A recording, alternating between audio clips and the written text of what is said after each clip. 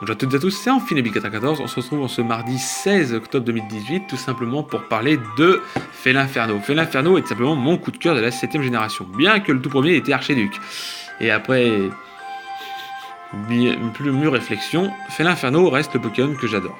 Et le type Feu Ténèbres, donc il a 95 en PV, 115 en attaque, 90 en défense, 80 en attaque spéciale, 90 en défense spéciale et 60 en vitesse. Type Feu Ténèbres, il a le talent en brasier et intimidation. Les deux talents sont bons. Brasier booste ses attaques en cas de difficulté et intimidation intimide l'ennemi dès qu'il arrive en combat. C'est pour cette raison qu'il est prévu. Il a été prévu de jouer veste de combat avec lui pour tout simplement, grâce à l'intimidation qui baisse l'attaque, sur le plan physique il fera moins de dégâts, et la veste de combat permettait d'encaisser les attaques spéciales. Voilà.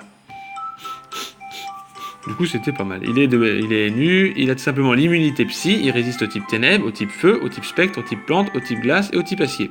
Ça va, 6 résistances, une immunité, il a 4 grosses faiblesses, le type sol, roche et eau, et le type combat, qui sont en fin de compte les 4 gros types en face. Mais vu qu'il a intimidation avec son talent caché, il peut...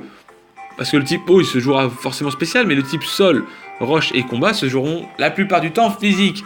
Bien que parfois ils ont des attaques spéciales. Mais la plupart du temps ils sont physiques, du coup intimidation et la veste de combat permet de mieux tanker.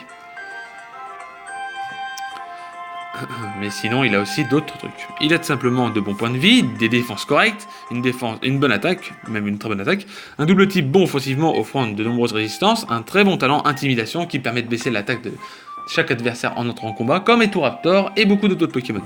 Même Landorus. Une vitesse basse, faible au piège de roc malheureusement, et aux dégâts résiduels en général à cause de son absence de soins et de nombreuses faiblesses. Le souci c'est qu'avant, il était joué au début avec Vampirisme, parce que Vampirisme est une nouvelle attaque qui a été reboostée et qui permettait de se soigner. Or Vampirisme n'est pas non plus la meilleure attaque, parce que c'est une attaque de type insecte, et c'est super efficace sur le type ténèbres qui résiste bien, donc il peut se régénérer à ce moment-là, et sur le type plante. Or... c'est pas une critique, malheureusement, malheureusement pour lui, il est meilleur, et il est bien meilleur avec ses attaques qu'il a de base. Il est joué avec la baie papaya, qui est plus intimidation, de nature malpolie, augmente la défense spéciale moins vitesse, avec 244 en PV, 132 en défense et 132 en défense spéciale. Il est joué séisme, sabotage, déflagration et demi-tour. Certains diront, comment ça se fait qu'il ait joué Sabotage ? Sabotage, c'est son stab, hein. Même si Darklaria est beaucoup mieux. Hein. Moi, je joue plutôt Darklaria. Mais Sabotage est pas mal. La baie papaya, elle peut tout simplement rendre des PV quand on est en difficulté. Et c'est une super berry, du coup, avec la nature malpolie, c'est très très utile. Il est joué aussi avec la Félinozélite, qui est tout simplement son truc à lui. Parce que tout simplement, c'est lui, quoi. Il se joue comme ça.